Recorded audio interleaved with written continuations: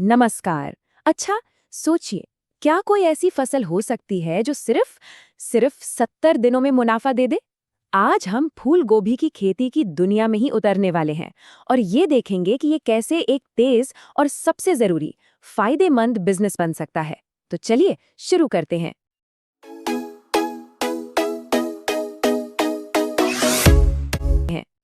1 रुपया लगाओ और लाखों कमाओ। सुनने में तो ये किसी स्कीम जैसा लगता है ना? लेकिन ये दावा किया जाता है फूल गोभी की खेती के बारे में कि 1 रुपए का बस एक पौधा लाखों का मुनाफा दे सकता है। अब ये एक बहुत बड़ा दावा है। सवाल ये है कि ये मुमकिन कैसे है? तो आज के इस विश्लेषण में हम इसी की तह तक जाएंगे। सिर्फ 70 दिन, जी हाँ, रुपाई से लेकर आपके हाथ में मुनाफा आने तक बस इतना ही समय। और यही छोटी सी टाइमलाइन फूल गोभी को एक असली कैश क्रॉप बनाती है। मतलब एक ऐसी फसल जो बहुत जल्दी कैश में यानी कि नकदी में बदल जाती है। तो चलिए सबसे पहले इसी बात को समझते हैं। ये जो 1 रुपए से लाखों का वादा है, इसके पीछे का अवसर क्या है? मतलब कैसे 1 रुपए का वो छोटा सा पौधा इतने बड़े मुनाफे की नींव रख सकता है? ये सिर्फ खेती नहीं है, ये एक स्मार्ट इन्वेस्टमेंट है। और देखिए, ये कोई छोटी मोटी बात नहीं है। अगर हम पूरी दुनिया में देखें तो फूल गोभी उगाने में चीन के बाद भारत दूसरे नंबर पर आता है। इसका सीधा सीधा मतलब ये है कि भारत में इस फसल का एक बहुत बड़ा पहले से बना बनाया बाजार मौजूद है और ये किसानों के लिए एक जबरदस्त मौका है। तो मौका तो है, ये साफ है, लेकिन मौके को भुनाने के लिए तैयारी भी उतनी ही पक्की होनी चाहिए। तो अब बात करते हैं तैयारी की। देखिए, किसी भी कामयाब फसल की कहानी एक ही जगह से शुरू होती है और वो है सही नींव रखना। तो आइए देखते हैं इसकी सही नींव रखने के लिए क्या-क्या जरूरी है। अच्छी बात यह है कि फूल गोभी ज्यादातर हर तरह की मिट्टी में उग जाती है, पर दो चीजें बहुत बहुत जरूरी हैं। पहली, मिट्टी ऐसी हो जिसमें पानी रुके नहीं, मतलब अच्छी जल निकासी हो। और दूसरी, उसका पीएच लेवल जो 5 से 7 के बीच होना चाहिए। साथ ही ये भी ध्यान रखना है कि जैविक कार्बन 1.0 से ऊपर हो। इसीलिए सबसे पहला और सबसे जरूरी काम है, पौधे लगाने से पहले मिट्टी की जांच जरूर करवा लें। ये बहुत जरूरी है। मिट्टी के बाद आता है पानी, और इसका मैनेजमेंट भी उतना ही क्रिटिकल है। सबसे अच्छा तरीका है ड्रिप इरिगेशन, ताकि पूरे खेत में हर पौधे को बराबर पानी मिले।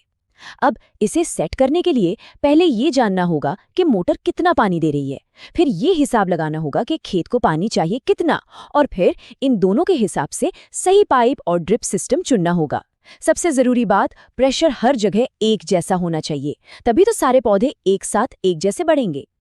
यहाँ एक बहुत ही काम की टिप है, खास तौर पर अगर बरसात के मौसम में रुपाई की जा रही हो, तो क्यारियों को मतलब बेड्स को नॉर्मल से ज्यादा ऊंचा बनाना है, कम से कम 11 से 12 इंच ऊंचा। इससे क्या होगा? इससे पानी को निकलने की जगह मिलेगी, वो रुकेगा नहीं और आपकी फसल सड़न से बच जाएगी, जो कि बारिश के मौसम में एक बहुत आम प्रॉब्लम होती है। चलिए, तो अब खेत पूरी तरह से तैयार है। अब आता है अगला और सबसे अहम कदम, रोपाई का। ये वो स्टेज है जहां जरा सी भी चूक भारी पड़ सकती है, क्योंकि जो पौधे चुने जाएंगे उनकी क्वालिटी का सीधा असर पड़ेगा फाइनल पैदावार और मुनाफे पर। तो सही पौधा चुनना कैसे है? बहुत आसान है। हमेशा 18 से 20 दिन पुराने पौधे ही लें, जिनके पत्ते एकदम हरे और स्वस्थ हों।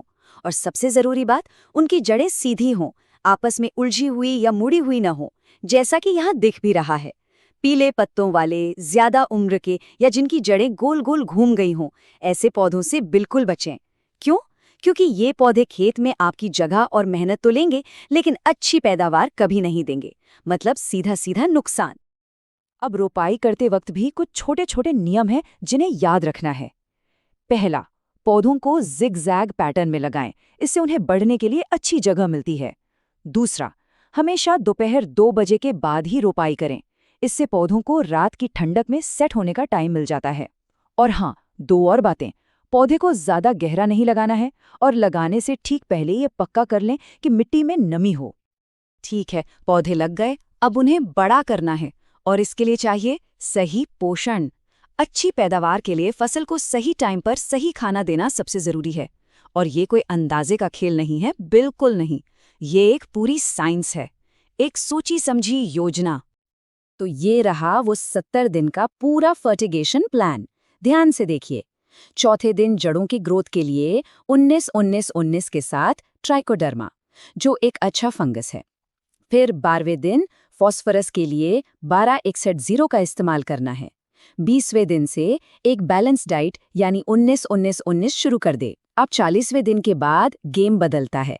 जब फूल बनना शुरू हो जाएं, तो फोकस पोटेशियम वाले फर्टिलाइजर्स पर करना है।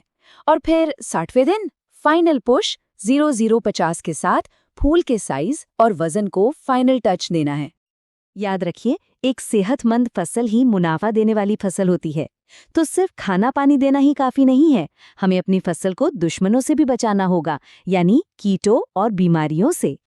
कीड़ों के अलावा फूल गोभी में 3 और आम दिक्कतें आ सकती हैं। पहली है राइसीनेस, इसमें फूल थोड़ा दानेदार सा हो जाता है। दूसरी है ब्राउनिंग, मतलब फूल पर भूरे धब्बे पड़ जाते हैं। और तीसरी है बटनिंग, जिसमें फूल बेचारे छोटे छोटे बटन जैसे ही रह जाते हैं, बड़े नहीं होते। अक्सर ये दिक्कतें या तो गलत वैरायटी चुनने से होती हैं या फिर मौसम के ज़्यादा ऊपर नीचे होने से। चलिए ब्राउनिंग को थोड़ा और समझते हैं। ये प्रॉब्लम होती है बोरॉन की कमी से। लेकिन अच्छी खबर ये है कि इसका इलाज बहुत ही आसान है। बस 25वें दिन और फिर 40वें दिन बोरॉन का एक स्प्रे करना है और इस प्रॉब्लम को आने से पहले ही रोका जा सकता है। सिंपल। और जहां तक कीड़ों की बात है, तो सबसे अच्छा है कि जैविक तरीके अपनाई जाएं। जो इल्लियां होती हैं, उनके लिए बैसिलस थुरिंजियंसिस नाम का एक नेचुरल बैक्टीरिया बहुत असरदार है। और थ्रिप्स जैसे कीटों के लिए नीम का तेल एक शानदार और सेफ ऑप्शन है। इन तरीकों का सबसे बड़ा फायदा ये है कि फसल पर कोई भी केमिकल नहीं रहता। तो चलिए अब उस हिस्से पर आते हैं जिसका सबको इंतजार रहता है, हिसाब किताब का, यानी मुनाफा। अब देखते हैं कि ये सारी मेहनत, सारी प्लानिंग आखिर में नंबरों में कैसी दिखती है। तो सबसे पहले लागत।